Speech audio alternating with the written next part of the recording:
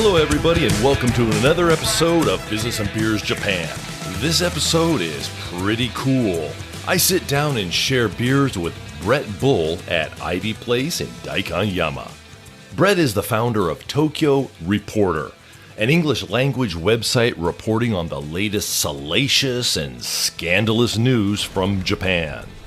Brett personally translates reports and articles from the Japanese tabloid media, covering topics not usually reported by the mainstream media, such as crime, sex, murder, and of course, the Yakuza. If you have an interest in all things underbelly Japan, this episode is definitely for you. Here is Brett Bull, aka the Tokyo Reporter.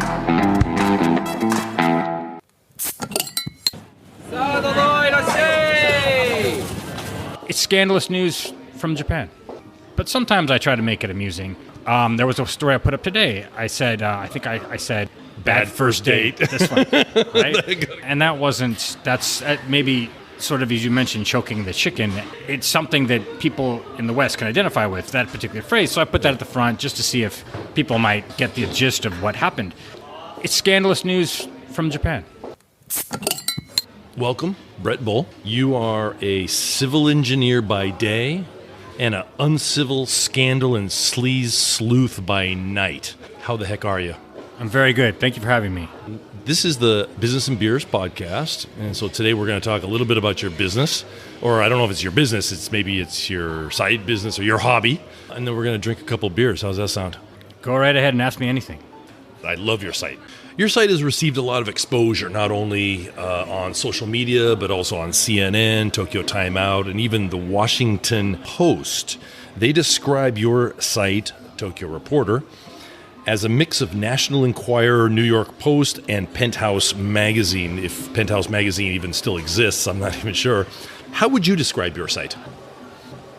I'm not sure that I would go so far as to say it's a mix of the National Enquirer and Penthouse. Because I think actually, I think I provide a service in English to readers primarily in Japan who cannot read in Japanese what's going on outside of their knowledge, right? So in other words, there's a lot of publications out in Japanese whose content doesn't make it into English, right? And a lot of it, I think, in my opinion, is very interesting. So if you look at, say, like the Japan Times, the Mainichi in English, the Asahi in English, they put out what they feel that their readership wants. Mm-hmm. However, I've discovered that there's a lot of other content that people in Japan are really interested in. Those subjects tend to be crime, maybe suicide, and then political scandal, entertainment scandals, things like that. It's scandalous news from Japan. In the early days of the site, if you go back in the way the site has developed over time, since it started in 2008. In 2008, it was a lot of translations of tabloids, the ones you would pick up at a convenience store. Right.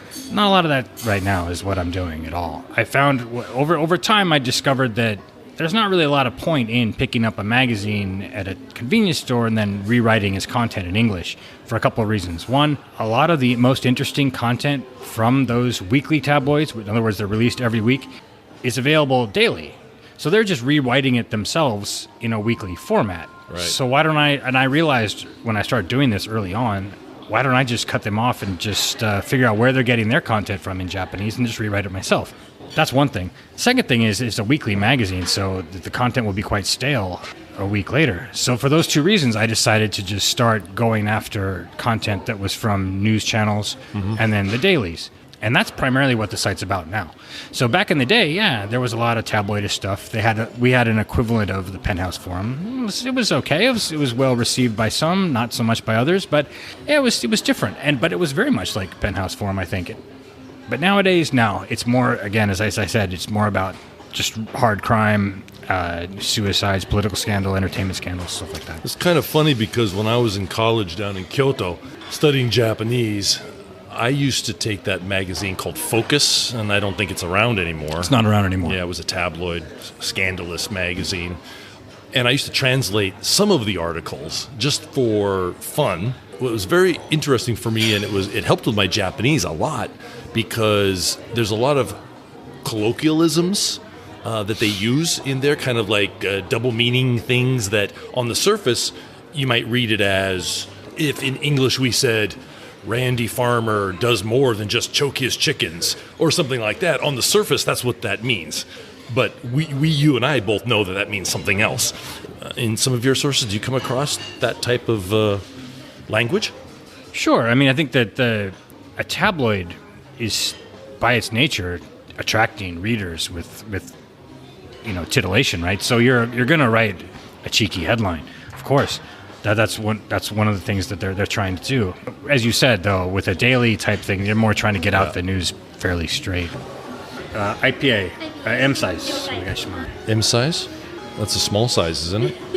What's the big? It's like a pint. Okay. Yeah. I'm not trying to like peer pressure you into drinking a big beer, but that's M size right there. Oh, really? Yeah. But there's only two options. Oh, maybe you're right. I think you got the small size. Oh, this is これ S ですか? Ah. Dude, you're drinking the S size. Okay, じゃあ M でお願いします。僕は同じペーレールの M サイズお願いします。Have you ever been here before? This is Ivy Place in Daikanyama. So this is my first time in the restaurant. It looks very good. Cheers. Cheers. They do have excellent beer. The other thing that they will do is they will even mix your beers if you want. So if you want like half pale ale and half IPA, Okay. they'll do it. That's interesting. Haven't really heard of that. I love your site, and I've been following it from 12 years ago. But didn't you used to have a site before Tokyo Reporter? Right. So I did. Yeah. It was actually it was a compartment or a segment on my friend's site, and that's how I got started. What was that called? It was called Sake Drenched Postcards, and it was sort of Say it again. What? Sake Drenched Postcards. Oh, sake-drenched postcards, yes. The idea was some guy was sending postcards home, but he was drinking while he was doing it. Or maybe like drinking beers and podcasting at the same time. Something like that. Could be something. That it started a long time ago when there weren't podcasts, but you're on the right track, I think. Right. And so that was the idea. And so then the reason I started the Tokyo Reporter was because I wanted more of a rapid-fire daily sort of output, whereas the old stories were features. Content was similar. I was interviewing hostesses. I was attending adult video shoots. I talked to right-wingers. Just anything that nobody else was doing in English, I was interested in. That's sort of what it was about. Then with the Tokyo Reporter, it's a bit different now in that the stories tend to be shorter, although I still do features sometimes if the subject warrants it, and it's more rapid fire. Does your site make money? It does okay. I've got some ads up there. It covers the server bill. It's all right. Yeah, I was thinking about how you could monetize your site. Some of your photos are pretty cool. This is just a crazy idea, but pull out a quote from one of your stories, somehow, put that on the photo and then sell postcards. A set of like 12, and you can sell them through your site, even a t-shirt with one of your cool photos on it with maybe Tokyo Reporter on the back, a shopping page, caps, polo shirts that just have the logo of the site. Your logo is pretty cool. Oh, you like that? I do like it. Yeah, your logo of the gun. You like the gun? I do. Well, good. You're like the first person, I think. Really? I like it because I think it's simple. I like it. I don't think most people get it. What's the get? Exactly. I think it's pretty simple to understand. But it's a cool logo, and I think it's very easy. You could put that on a mug, you could put it on a cap, you could put it on a polo shirt, anything. I would start there, and you might be surprised. I think I should hire you as my marketer. as your sales guy. As your sales guy. But some of those photos, if you bundled them in a package of 10 as postcards or something like that, those would sell on your site. Souvenirs, yes. Nice combination of people and places. You take a lot of great photos you had some nice photos of abandoned buildings, of kabukicho, of neon, of people with tattoos. Maybe it's just me personally, but I think those type of photos are pretty cool. And I would imagine I'm not too unique in that interest of it. I don't know, maybe in the future, some of the people that are involved in any of these stories, I could interview them for a podcast, and then you use a paid site where you have to pay to get the interviews of the people that were involved in your stories. Well, wouldn't the obvious thing to do would be to have somebody underwrite the podcast, right? Yeah. So like if you got Asahi Beer, I don't know, they wouldn't, of course, but I mean, let's say the Tokyo Porter had its own podcast, right? Yes. Brought to you by Asahi Beer. This week we are speaking with Taro Tanaka. He runs a pachinko parlor in Kabukicho. Here we're getting his insights on what's going on at street level. Taro, how are you? Like this, right? I'm fine. So then, Asahi Beer then actually before we started talking to Taro, we would talk about how Asahi Beer is a little bit, very delicious and the right amount of bubbles and whatnot, froth and whatnot, and everything like this. For right? somebody who writes, you're not very good at writing ad copy. That's for sure. Yeah. So, but I'm. It's got good. It's got good bubbles. I'm coming up with this on the top of my head, right? So. Something like that, right? Yeah. I've noticed that. I've been listening to the Ringer podcast quite a bit. They really mix in their advertisers with their content. They have the audio version of product placement, you mean? Yeah, exactly. No, they do. They do it really well. And they don't seem to... I mean, and your comment about bubbles would have been perfect because it would be very funny. It's light. Everything's loose, and that's sort of the way things go now, I guess. Yeah, you could even bait your guest with... So, tell me about that club you went to. Wasn't there a lady there named Bubbles? Oh, yeah. Speaking of Bubbles, boy, this beer is delicious. It's Asahi beer. No, that's exactly what the kind of thing that you would do, or we would do, or whatnot. Nice.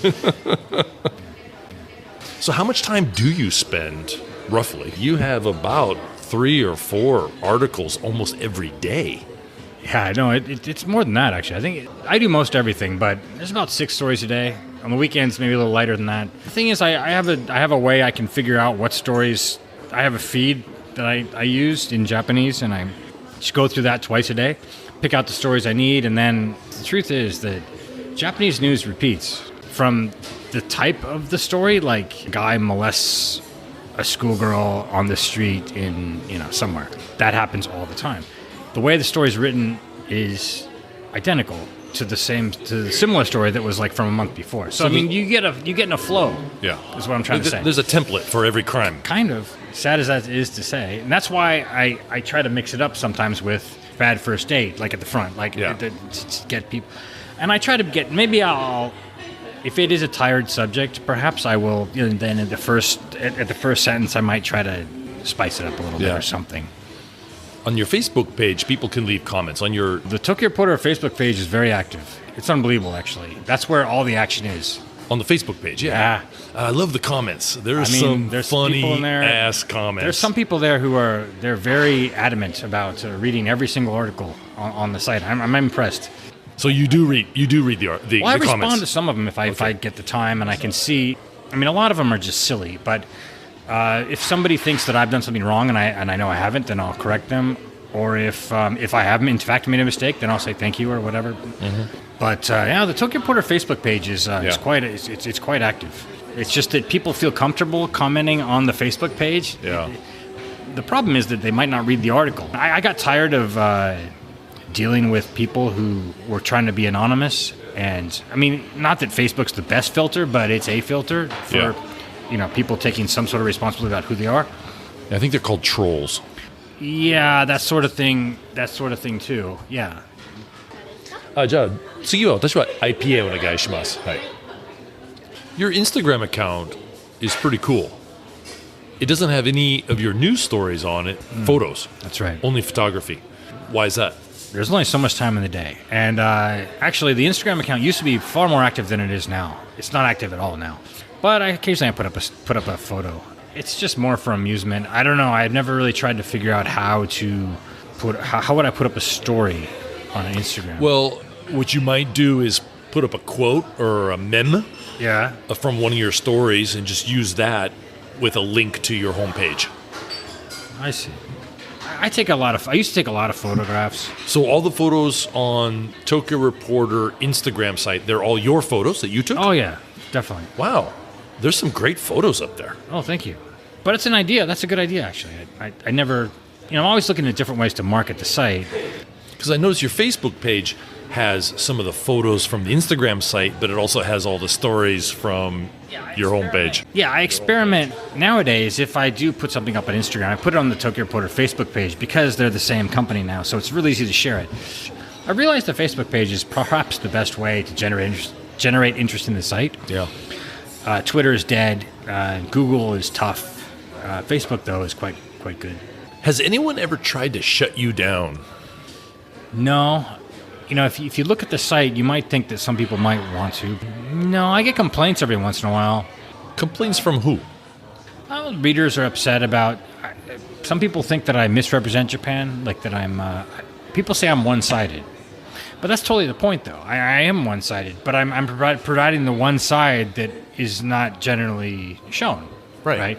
So you've got all these mainstream publications that show the regular type news, but I'm showing a different side that I think is very legitimate. But this is a case of don't shoot the messenger, is it not? A little bit, I think. The content is already coming from the Japanese news, right? So it's maybe misdirected. But you don't put much of your own opinionated editorial into it. There's basically zero. To answer your question, though, nobody's ever tried to shut me down. But what I do get is people will specifically ask that a certain article gets taken down because, in the Japanese system, just because somebody's been arrested and the police have a strong case, it doesn't mean that this person's going to get a guilty decision in a court, right? Right. There's a very good chance that the prosecutors will drop the case or whatnot. And so sometimes that'll happen, and people will write to me saying, hey, take this story down. I wasn't prosecuted. And so... Fair enough, just because somebody wasn't prosecuted, that's fine. I'm happy to put up that he wasn't prosecuted in the case. Right. But that doesn't erase the fact that he was arrested in the first place. I mean, why are we erasing history? Just take away the fact that you were arrested. No, you were arrested. That's fact. The issue, though, that I find so bizarre is that somebody would want to have, their name is up there as being arrested for whatever, but they want the record to state then that's the last record. You don't want me to write that you were exonerated? So when you see a Japanese non-prosecution, they never mention the person's name, which is so bizarre to me. The last record of this person is that he's been arrested. You don't want to mention his name as being not prosecuted.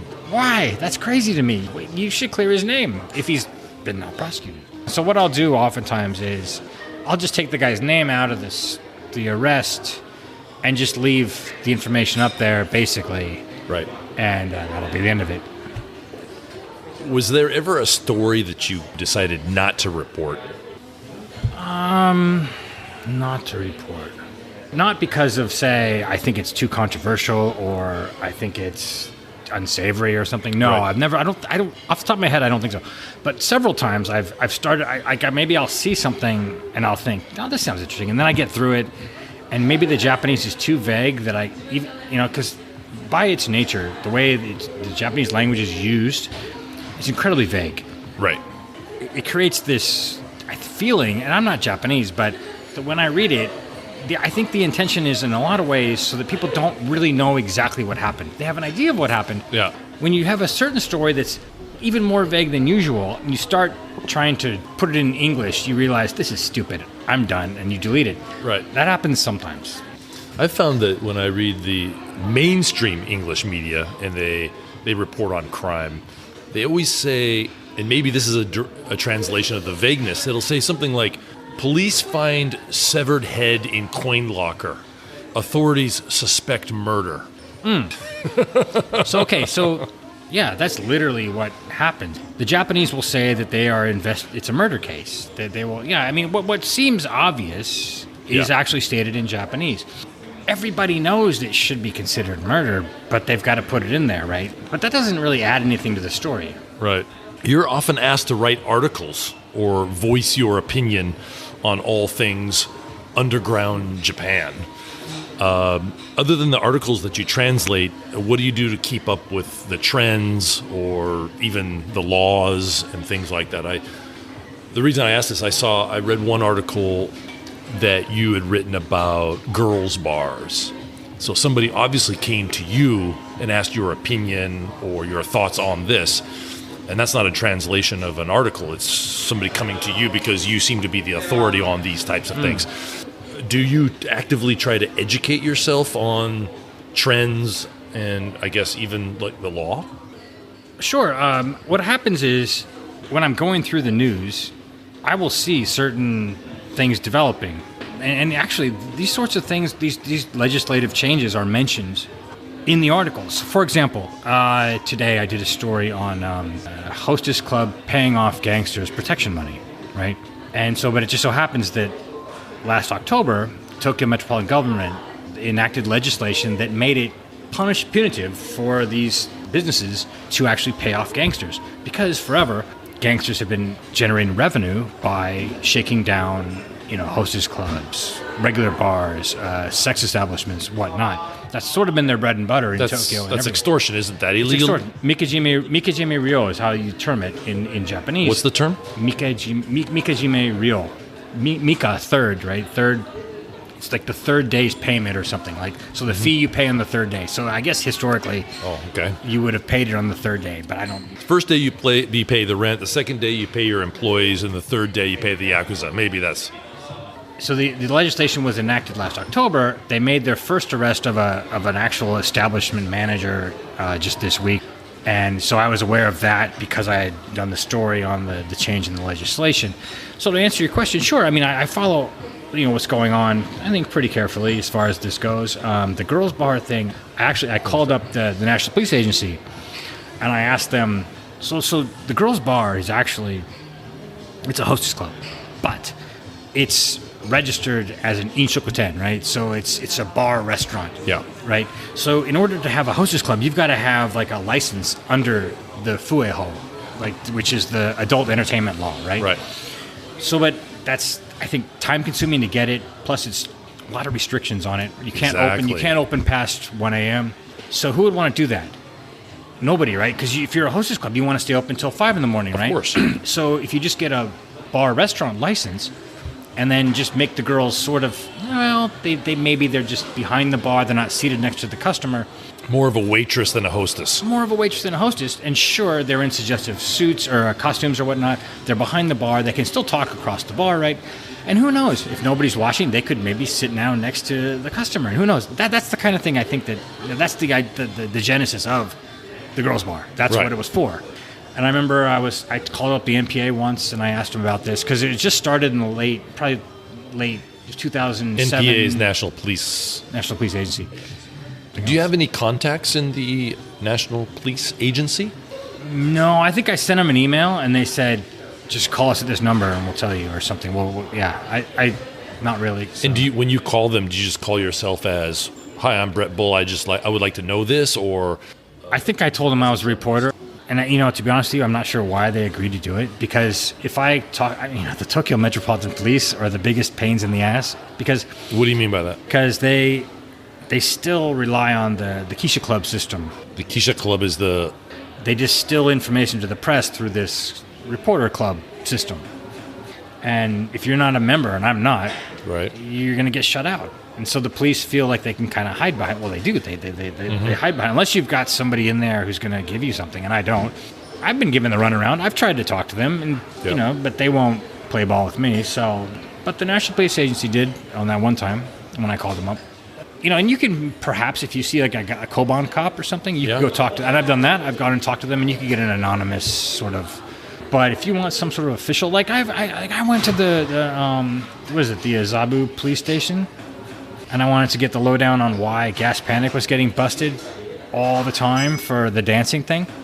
They wouldn't talk to me. I went through all the hoops. They said, "Well, you've got to present us with this information, these questions in advance. What questions do you want to ask in advance or something?" I did everything, and they just say, "No, we're not going to do it." Every time in the past I went to Gas Panic, it was just you walk in, yes, loud music.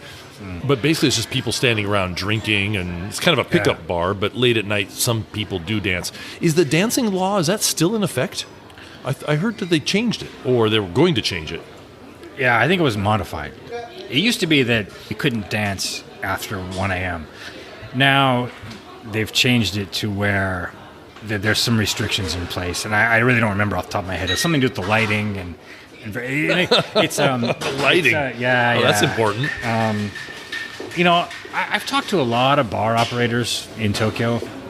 The one thing that they've all told me is that of course, the dancing isn't the problem. The police aren't against dancing, which is sort of this Gaijin idea that the police, they're cracking down on dance, no fun in Tokyo, whatever. They go after places that there's some other problem ongoing, and this is just an easy way to get them just shut down. What might the problem be? Fights or theft, drugs, those things. So if the police get a report about drug dealing in a certain place, if they get a report about thefts, if they get a report about fights outside, or noise where the neighbors are complaining, those three things. To have evidence for a drug raid, well, that's kind of tough, right? And then for a fight, well, that might have happened, or the noise, well, that's gone. That happened like several days ago or whatever. But what's the easiest thing in the world? They're dancing all the time, right? So you just go in and bust them for dancing. That's all they've ever been doing.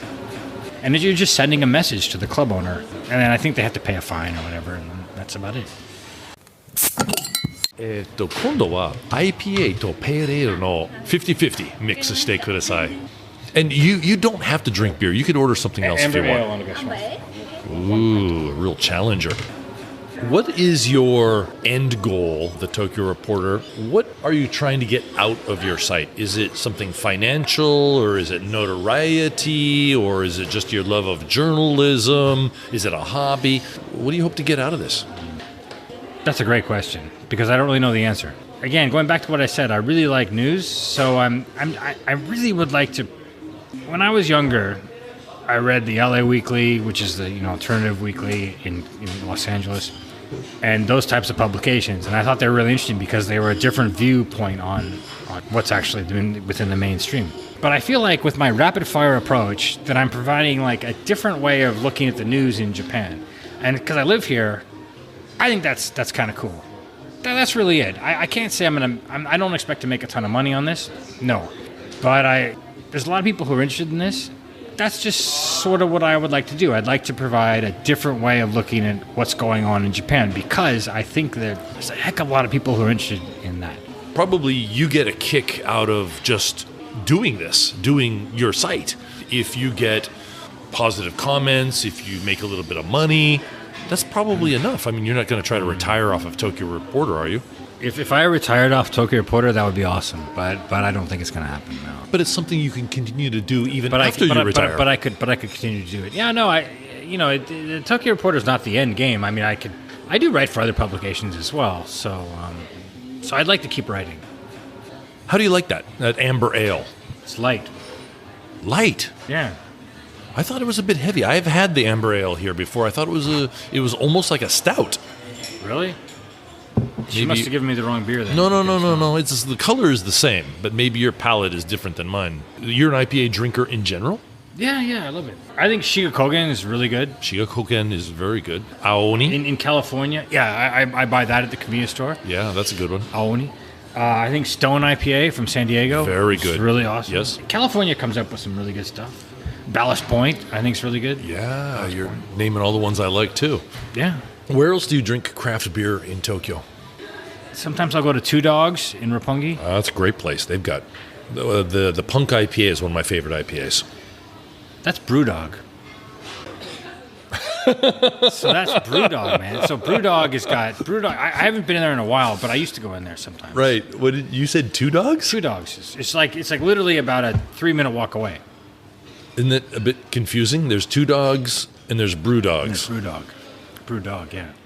I could see making that mistake. I could saying to you, hey, Brett, let's meet at Two Dogs. I would guess that several customers have gone to the wrong place and have been directed to the other one several times. And it could have been that like they went there and enjoyed beers and were drunk and didn't even know the difference. And then, in regards to Tokyo Reporter, do you consider yourself a journalist? I think I am, but Tokyo Reporter I wouldn't really say is traditional journalism, just because I'm just rewriting the news. But I think you've cornered this market. Nobody could really copy what you're doing because you've been doing it for so long. You're doing it so well. Yeah, the site right now gets about 150,000 readers or something like that a month. That's pretty good. Something like that. Yeah. I think. Yeah, it goes up and down, but I think... Do you want it to go big time? I mean, do you want to have 1 million subscribers a month? I don't think I need... I actually think that what I'm doing is valuable. It's actually providing a service. This is not valuable to who? to the readership. I don't think that actually, if let's say the traffic went up by 10 times, I think that would mean that I'm doing something different, and I don't want to do that. So I'm guessing. The National Enquirer in the United States, and I think in England, what would be the equivalent? Is it like the Sun or the Mirror or something like that? Yeah.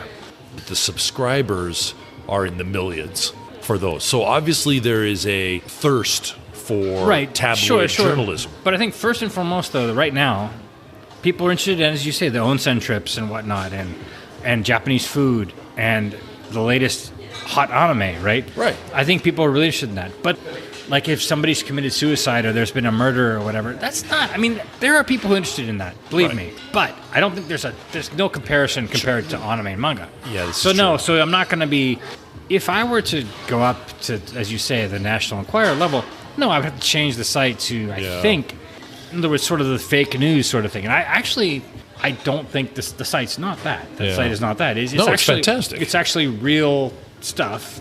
Although a lot of people don't think it is, but yeah, it's real news. You're probably right. Some of the content is a bit topical. I mean, the average Bob and Mary Johnson in Chicago are probably not interested in, the love triangle murder in Wakayama, for example. Yeah.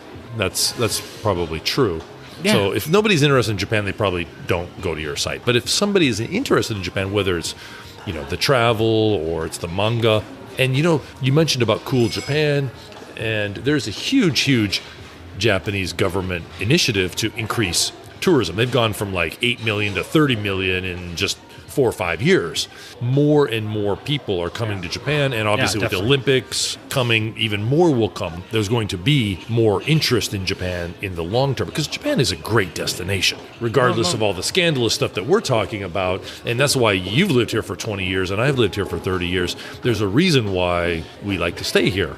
I think a lot more people are going to discover that, and once they become interested and hooked and fall in love with Japan, or want to know about your site too. So I only see an upside, actually, to your site. Yeah, I think it's natural that if there isn't more interest in Japan, then sort of the subculture aspect will also have a proportional increase in the interest. What do you want to cover?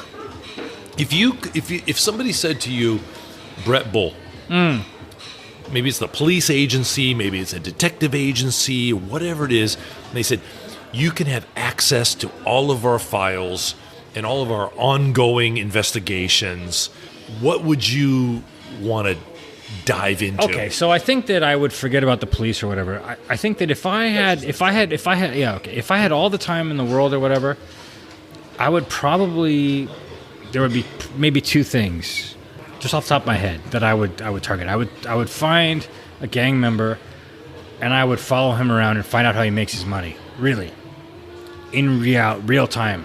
And maybe I would document it. Maybe I'd ask him about it and find out, is he shaking down this parlor?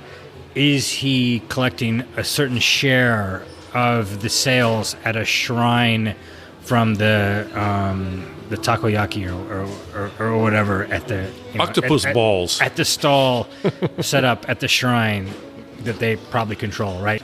I would want to do that. That's what, if I had the time and maybe the access, I would want to do that. So you like the Japanese mafia, you like the Yakuza that's angle. one thing. No, that's one thing. Okay. Plus the right-wing groups. I really want to know how they manage to drive those trucks around, those buses around.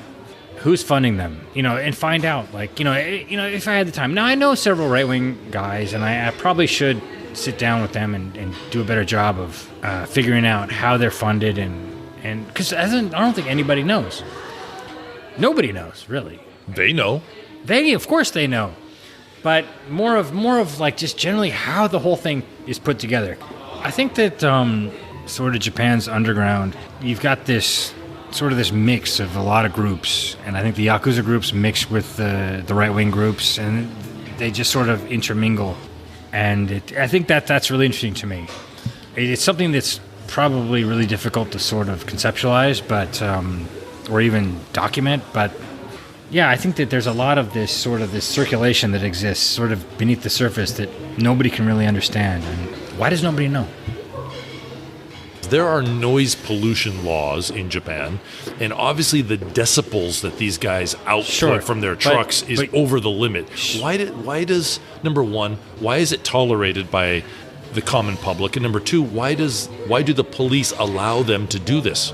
You've been in Japan 30 years, so you know that Japan may have the most laws on the books in the world, but that just means the only thing that's useful about a law is if it's enforced, right? So, but if you just choose to not enforce laws, I mean, come on. I mean, is a soap land offering prostitution? Of course it is, but you just choose not to enforce it, right? I mean, you think that the police are going to... Are pachinko parlors offering gambling? Are pachinko parlors gambling? Same thing, right? So then you expect the decibel level of those sound trucks to be enforced? Well... But the soapland example and the pachinko example doesn't hurt innocent bystanders. People that choose to go to a soapland or choose to go to a pachinko parlor aren't inconveniencing other people, whereas these guys on a Sunday afternoon in Yoyogi Park are inconveniencing everybody. And as you know, somebody who's lived in Japan a long time, that Japan society is almost based on not causing meiwaku. Not causing problems or inconveniencing others. That is the underlying emotion or feeling in all of Japan, is don't cause inconvenience to others. I think that those right-wing groups, in order for them to have their parades or whatever with those trucks, I think they file a plan with the local police. They definitely do. Yeah. So after you do that, so then they blow their speakers with their the music and whatnot. Yeah. It's partially due to the fact that they're already in agreement with the police that they're going to do this protest. So then the details about the noise and whatnot, well, I think as well as you say Meiwaku, sure, but there's also Shogunai that's equally as powerful, I think. Can't be helped. It cannot be helped. You're definitely right. They need a permit to do the demonstration. Yes. So they probably get the permit.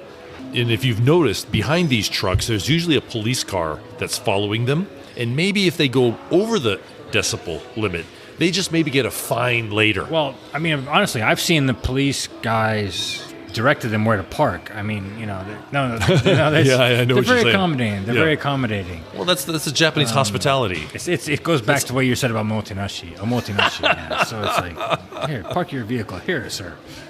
Is there anything that you would like to talk about? What I can ask you is, what kind of articles do you want to see about Japan? Either criminal in nature or kind of sexual in nature. I mean, they always say sex sells, right? And I think that's what a lot of people like. I'm also titillated and interested in it. Do I need more of that? Maybe not. I think what you have is a nice mix. So if you're asking me on my opinion on how to improve your site, I think you're doing a pretty good job. Not really. No, what I'm wondering is, what do people want to read about Japan that they don't already get in English? That's kind of what I'm curious about. Ask your readers. I mean, that could be an excellent, market research. You've got, I don't know how many subscribers or links or so how you. So at the end of the year, a couple times I did this like best of the Tokyo Reporter for the year. I was impressed at how many people would read that. They were really interested in what I thought was the best 10 stories, like, right? Yeah. So I would either pick them out of my own memory, like which ones I thought did the best, or I would actually look at the Google Analytics to see who people clicked on. I was really surprised at how many people would be interested in that. Yeah. Well, what about doing a reader's choice? Yeah. So around November, you say, we've got the Tokyo Reporter Awards coming up in a couple weeks. What are the great stories that stand out in your opinion? You'd probably get a huge, long list. So combine that with the Google Analytics, combined with comments per topic, in addition to actual feedback. I think that would be great. It's awesome. Absolutely awesome. Nice. Brett, thank you for Andrew, coming out. Thank you very much. It's been very enlightening and a great joy. Cheers. And here's to our future sponsorship from Asahi Beer. Yeah. Or T.Y. Harbor Brewery in this case. Or T.Y. Harbor. They make great pale ale. I would prefer it to T.Y. Harbor, actually. Yeah, me too. To honest. And that, my friends, was Brett Bull. He certainly has carved out a niche for himself. His site, Tokyo-Reporter.com, is both interesting and very entertaining, proving once and for all Japan is not just cherry blossoms and sushi. He can also be found on other social platforms such as Facebook and Twitter and Instagram under the name Tokyo Reporter. Thank you for listening. If you liked what you heard, please subscribe to Business and Beers Japan at iTunes Podcasts. Until next time, thanks everybody.